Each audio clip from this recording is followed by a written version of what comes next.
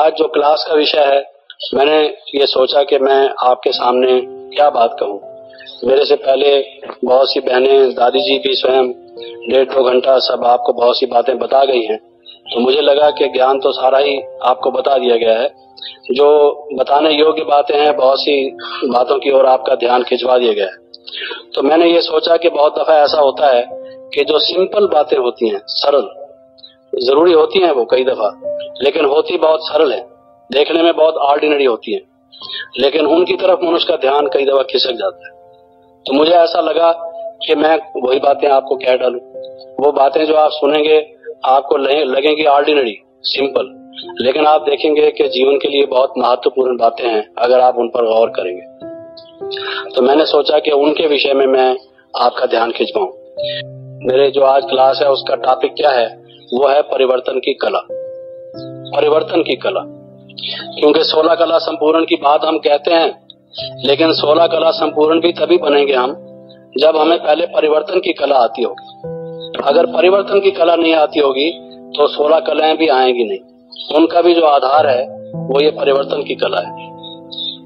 आप देखेंगे कि बहुत दफा हमें ये कहा जाता है कि हम बाप समान स्थिति को प्राप्त करें। तो अभी की जो हमारी स्थिति है और बाप समान की जो स्थिति है, उसके बीच में जो गैप है, वो गैप कैसे पूरा होगा? जब परिवर्तन आएगा। तो बाप समान स्थिति में तो सब आना चाहते हैं, उस स्थिति को प्राप्त करना चाहते हैं, लेकिन कर नहीं पाते। उसका कारण क्या है कि परिवर्तन की कला पूरी नहीं आती। अगर परिवर्तन की कला आ जाए तो फिर हमारी बाप समान स्थिति बन जाए। इसी तरह से हम ये कहते हैं कि हमारे जीवन का लक्ष्य है मनुष्य से देवता बनना या असुर से देवता बनना। ये कहना और भी युक्ति युक्त है, क्योंकि वर्तमान जो संसार है ये सब आसुरी लगा महसूस करते होंगे कि जिस घरों में आप रहते हैं घर वालों पर ज्यादा प्रभाव नहीं पड़ता, बाधाएं डालते हैं, विघ्न डालते हैं, ऑफिस में आप कहाँ बदलने वाला है। तो टोटली हमारे ज्ञान का जो एक नारा है, जो हमारे जीवन में पुरुषार्थ के लिए भी हमारे पास एक मेन पहले जो सारा एक नींव है, उसकी धुरी है, उसका पिवटल पॉइंट है, वो मेनली यही है कि हमने परिवर्तन करना है। बहुत दफा आप देखते हैं बाबा से कई दफा पूछा जाता है कि बाबा ये विनाश कब होगा, सतयुग कब आएगा? तो बाबा क्या कहते हैं, बच्चे ये आप की जो अपनी बदलने की प्रक्रिया है वो पूरी हो चुकी है। आमतौर से बाबा मिसाल देते हैं कि जैसे स्टेज पर एक्टर्स होते हैं, तो वो एक्टर्स जब तैयार हो जाएं तब वहां से पर्दा हटाया जाता है, कर्टन पुल किया जाता है। और अगर कोई धोती बांध रहा हो, कोई कुर्ता पहन रहा हो, कोई पाउडर लगा रहा हो, उस वक्त कर्टन पुल कर दिया जाए तो लोग हंसेंगे और वो भी भागेंगे बेचारे। तो इसलिए बाबा ये कहते हैं कि आप मेरे से पूछते हो विनाश कब होगा, और मैं आपसे पूछता हूँ कि आप तैयार हो? मैं इस ड्रामा का सीन ड्रॉप करूं, अब नया सीन शुरू हो, इसका कर्टन पुल अपार्ट करूं। बाबा हमसे ये पूछते हैं कि आप आधार मूर्त हो और उद्धार मूर्त हो। सारी सृष्टि का परिवर्तन आपके कारण से रुका हुआ है। आप आधार मूर्त और उद्धार मूर्त हो। आप नहीं चेंज होगे तो सृष्टि कैसे चेंज होगी? मैं बदलूंगा तो विश्व बदलेगा। यहाँ तक बाबा हमारी जिम्मेदारी बताते हैं कि आप बच्चों की इतनी रेस्पॉन्सिबिलिटी है कि आप बदलेंगे तो संसार बदलेगा। आपकी वजह से संसार रुका हुआ है। सतयुग जो नहीं आ रहा है वो आपकी वजह से लेट हो रहा है। जैसे कोई 5 व्यक्तियों ने इकट्ठा जाना हो और एक व्यक्ति लेट कर दे और 4 व्यक्ति और भी गाड़ी से रह जाएं या लेट हो जाएं, उनको भी बहुत चिंता लग जाए कि हम भी लेट हो रहे हैं। ये वही बात हो गई एक प्रकार से कि बाबा हमें कहते हैं कि आपकी वजह से विश्व का परिवर्तन भी रुका हुआ है, क्योंकि आप आधार मूर्त और उद्धार मूर्त हैं। तो इतनी इंपॉर्टेंस इस परिवर्तन की है।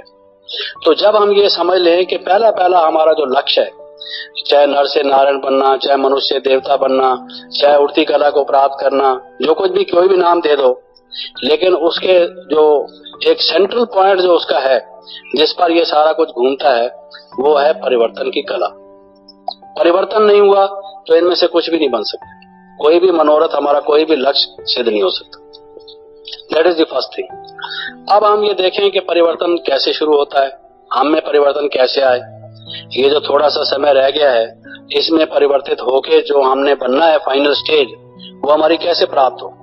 तो उसके लिए हमें बाबा की जो जीवन कहानी है, बाबा का जीवन जिस प्रकार से परिवर्तित हुआ, वो अगर हम अपने सामने रख लें तो हमें एक गाइडलाइन, आउटलाइन मिल जाएगी। उनमें से जो मुख्य बातें हैं, जब आप बाबा की जीवन कहानी सुनते हैं, बहुत सारी बातें जो हैं वो जीवन में सारी है तो सब लाभदायक, लेकिन कुछ ऐसी हैं जिसको हम अंडरलाइन हमें करना चाहिए, जो बाबा के जीवन में भी परिवर्तनकारी बनी। विशेष रूप से जो पहला नंबर नरसिंह नारायण बने, उनके जीवन में परिवर्तन कैसे आया। बाबा जो कहते हैं फॉलो फादर, तो follow father in what respect, किस बात में फॉलो करे बाप को। बाप का जिस रीत से परिवर्तन हुआ उस रीत से हम उसको फॉलो करें, तभी तो हम बाप समान बनेंगे। बाप समान कैसे बन जाएंगे? अगर बाप समान परिवर्तन की प्रक्रिया हमारे में नहीं आएगी, परिवर्तन का पुरुषार्थ हम उनके समान नहीं करेंगे, तो फाइनल में उनके समान हम कैसे बनेंगे? विचार लगाइए। तो इसलिए हमें ये पहले ध्यान देना चाहिए, जैसे आप हिस्ट्री की किताब पढ़ते हैं या और कोई किताब पढ़ते हैं, उसमें से कई दफा कई चीजें ऐसी होती हैं जिसके साथ हाथ का निशान बना रहता है और लिखा रहता है important, very important, most important या मोस्ट इम्पोर्टेंट होता है ना। और कई दफा हम समझते हैं ये कई दफा यूनिवर्सिटीज में कई साल में आ चुका है, तो हम अपनी तरफ से एक मोस्ट और लगा देते हैं, मोस्ट इम्पोर्टेंट, ताकि रिवीजन में हम इसको भूल ना जाएं। ये बहुत जरूरी है, ये आएगा ही आएगा, इट इज ए मस्ट, ये कई दफा आता है। इसी तरह से बाबा की जीवन कहानी जो एक परिवर्तन की कहानी है, जीवन कहानी को हम कहते ही ये हैं कि ये बाबा की जो जीवन कहानी है ये ऐसी अलौकिक कहानी है जो मनुष्य के जीवन को परिवर्तन करने वाली कहानी है। और कहानियों में और बाबा की जीवन कहानी में ये विशेषता है, और आप कहानियां पढ़ें तो वो जीवन के परिवर्तन की कहानियां नहीं है, वो तो एक रुचिकर चीज है, इट्स एन इंटरेस्टिंग स्टोरी। आपने एक मनोरंजन के लिए कहानी पढ़ ली, हो गया।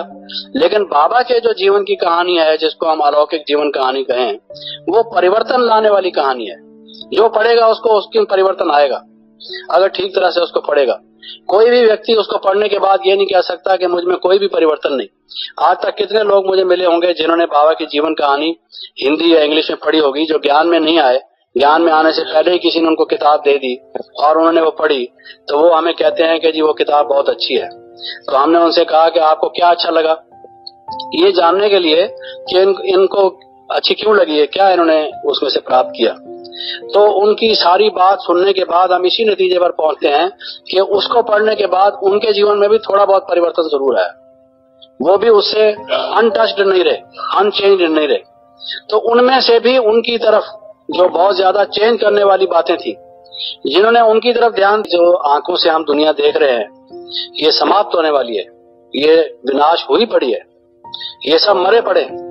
जैसे गीता में आता है कि हे अर्जुन ये सब मरे पड़े हैं, तूने केवल निमित्त बनना है, मन से केवल का फॉर्म भरा हुआ, एमए के इम्तिहान का फॉर्म भरा हुआ, और अपने जीवन में हर कोई जैसे सोचता है कि प्रोग्रेस करूंगा, ये सब सोचा हुआ, क्या क्या आपने खाली पुलाव बनाए हुए। लेकिन जैसे ही ये मालूम हुआ कि सृष्टि विनाश होने वाली है, और ये बात बुद्धि में बिल्कुल ठीक तरह से बैठ गई कि ये इतनी चरित्रहीन हो चुकी है, इतना भ्रष्ट आचरण हो चुका है मनुष्य का, इतना भ्रष्टाचार इस संसार में फैल चुका है, विकार इतने प्रधान हो चुके हैं कि अब सिवाय विनाश के इसका कोई चारा ही नहीं, कोई इलाज ही नहीं। ये बिल्कुल ठीक बात लग रही है कि अब जमाना बदलना चाहिए, सत्युग आना चाहिए। तो अपना जीवन इस तरफ लगा दिया। वो परिवर्तन की हमारे अपने जीवन में भी, जो हम हर एक कोई अपने जीवन में आप एनालिसिस कीजिए तो आप देखेंगे जिसके जीवन में जो परिवर्तन आया है उसका जो प्रोपोर्शन है, उसका जो अनुपात है, वो ये बातें कहाँ तक बुद्धि में है। यहाँ तक हमने देखा है कि अगर किसी के लाइफ में ये आता है कि विनाश होगा कि नहीं होगा, या पता नहीं कितना टाइम पड़ा है विनाश में, या सत्युग कितने टाइम के बाद आएगा, जो इन बातों में ढीला होता है आप देखेंगे कि उसका परिवर्तन का पुरुषार्थ भी ढीला हो जाता है। तो पहली बात जो बाबा के जीवन में परिवर्तनकारी हुई और हमें भी बाप समान बनाने में जो परम सहयोगी सिद्ध हो सकती है, वो ये दो बातें। और आपको मालूम है बाबा ने जब कहा लिफ को अल्लाह मिला, बे को मिली बादशाही, आई तार अलिफ की हुआ रेल का राही, जो बाबा ने जल्दी जल्दी समेट दिया अपना सारा हीरे जवाहरात का, इतना काफी टाइम से सेट किया हुआ धंधा, जो बड़ी एक पेइंग लाइन थी, एक बहुत ही जिसमें लाभ ही लाभ था, उसको जो सारा छोड़ के बाबा ने ये किया और इतना सहन किया। वहां समाज ने कितना विरोध किया, लोगों ने कितने उपद्रव किए, पत्थर मारे, आग लगाने की कोशिश की, के कोर्ट में केसेस किए, क्या कुछ हंगामा नहीं किया। लेकिन उन सबको सामने बाबा ने रखते हुए भी बाबा अपने लक्ष्य से हिले नहीं। उसका मूल कारण क्या था? ये दो बातें। पहली परिवर्तन की प्रक्रिया के लिए जरूरी थी।